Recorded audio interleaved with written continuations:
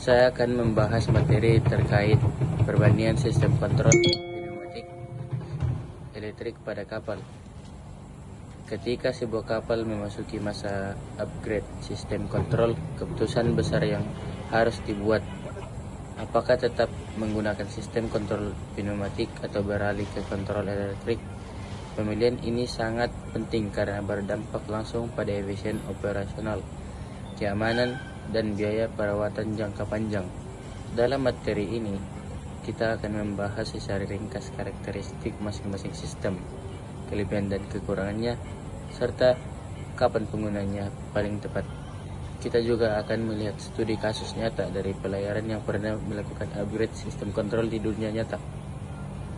Sistem kontrol pneumatik bekerja dengan menggunakan udara bertekanan untuk mengirimkan sinyal dan menggerakkan akuator seperti valve dan piston. Sistem ini banyak ditemukan pada kapal-kapal generasi lama atau pada sistem darurat karena kesederhanaannya dan keandalannya di lingkungan ekstrim.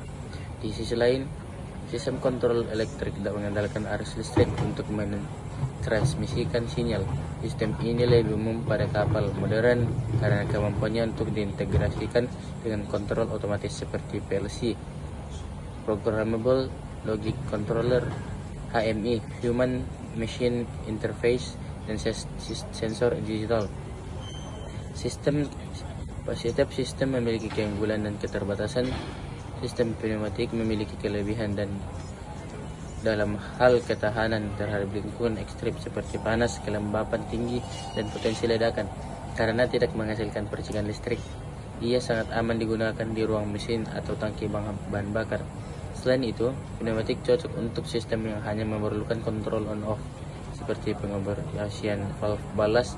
Namun, pneumatik memiliki kelemahan dalam akurasi dan kecepatan. Karena menggunakan udara bertekanan, sinyal bisa delay jika jalurnya panjang.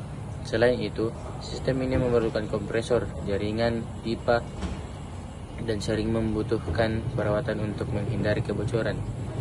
Sementara itu, sistem kontrol elektrik unggul dengan kecepatan dan akurasi.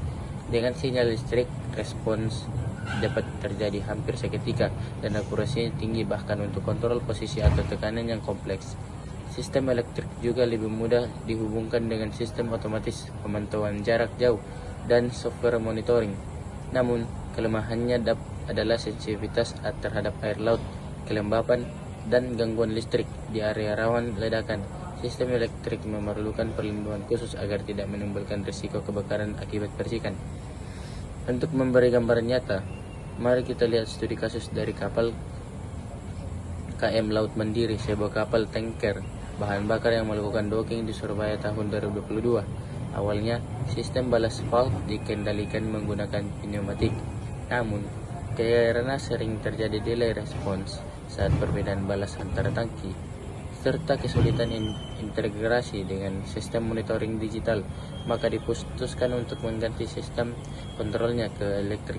Hasilnya, kontrol valve menjadi lebih presisi dan dapat dioperasikan langsung dari ruang kontrol dan tampilan antarmuka digital. Namun beberapa sistem kritis seperti emergency shutdown masih tetap menggunakan pneumatik karena dianggap lebih aman dan kondisi listrik mati total. Dari status studi kasus ini, kita dapat mengambil kesimpulan gunakan pneumatik untuk sistem darurat on-off sederhana dan area berbahaya, dan digunakan elektrik untuk yang membutuhkan kontrol presisi dan kecepatan dan integrasi optimasi. Tidak ada sistem yang mutlak lebih baik. Pilihan terbaik tergantung pada kebutuhan operasional dan karakteristik lingkungan kerja tempat sistem bekerja. Sementara itu, sistem kontrol elektrik unggul dengan kecepatan dan akurasi dengan sinyal listrik respons dan dapat terjadi hampir seketika dan akurasinya bahkan untuk kontrol posisi atau tekanan yang kompleks. Sistem elektrik juga lebih mudah dihubungkan dengan sistem otomatis, penentuan jarak jauh, dan software monitoring. Namun kelemahannya adalah sensitivitas terhadap laut, kelembapan, dan gangguan listrik di area rawan ledakan. Sistem elektrik memerlukan perlindungan khusus agar tidak menimbulkan risiko kebakaran akibat percikan. Setiap sistem memiliki keunggulan dan keterbatasan. Sistem pneumatik memiliki kelebihan dalam hal ketahanan terhadap lingkungan ekstrem seperti panas, kelembapan tinggi, dan potensi ledakan. Karena tidak menghasilkan pengisian listrik, ia sangat aman digunakan di ruang mesin atau tangki bahan bakar. Selain itu, pneumatik cocok untuk sistem yang hanya memerlukan kontrol on-off seperti pengoperasian valve balas. Namun, pneumatik memiliki kelemahan dalam hal akurasi dan kecepatan. Karena menggunakan udara bertekanan, sinyal bisa delay, jalurnya panjang. Selain itu, sistem memerlukan kompresor jaringan pipa dan sering membutuhkan perawatan untuk menghindari kebocoran. Sementara itu, sistem kontrol elektrik unggul dalam kecepatan dan akurasi. Dengan sinyal listrik, respons terjadi hampir seketika dan akurasinya tinggi, bahkan untuk kontrol posisi atau tekanan yang kompleks. Sistem elektrik juga lebih mudah dihubungkan dengan sistem otomatis pemantauan jarak jauh dan software monitoring. Namun kelemahannya adalah sensitivitas terhadap air laut, kelembapan, dan gangguan listrik di area rawan ledakan. Sistem elektrik memerlukan perlindungan khusus agar tidak menimbulkan risiko kebakaran akibat percikan. Hasilnya, kontrol valve menjadi lebih presisi dan dapat dioperasikan langsung dari ruang kontrol dengan tampilan yang terbuka digital.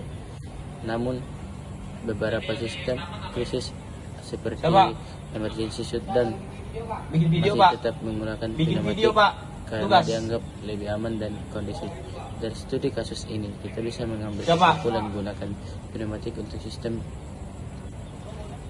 darurat on-off sederhana dan area berbahaya, dan digunakan elektrik untuk sistem yang membutuhkan kontrol presisi, kecepatan, dan integrasi otomatis.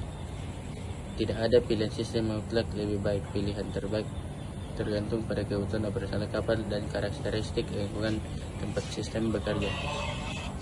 Saya kira cukup untuk materi tersebut. Terima kasih.